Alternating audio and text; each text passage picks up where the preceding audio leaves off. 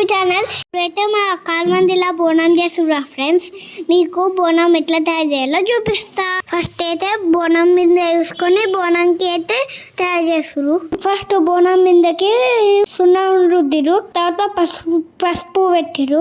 Extra పసుపు ఏమైనా ఉంటే ఇట్లా దులిపితే పోతుంది. కాల్మందిలో అయితే 2 బోనాలు చేస్తారు. ఒకటి మంకలమ్మకి, ఇంకొకటి పుష్యమ తల్లికి.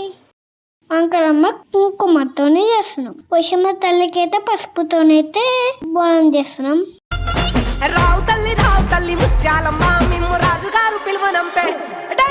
రావు తల్లి రేణుకెళ్ళమ్మ మిమ్ము రాజుగారు పిలువనంపే. రేణుకెళ్ళమ్మ రాజులో రేణుకెళ్ళమ్మ టొంగుటియాల వంట గోలుకొండ ఎల్లమ్మ.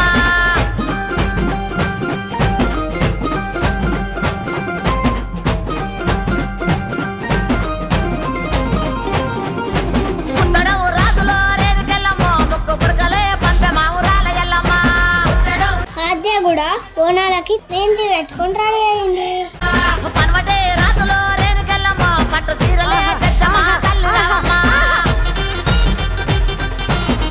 కంకణం రెడీ చేసి బోనాల కట్టినాం అండ్ మేము కూడా కట్టుకున్నాం.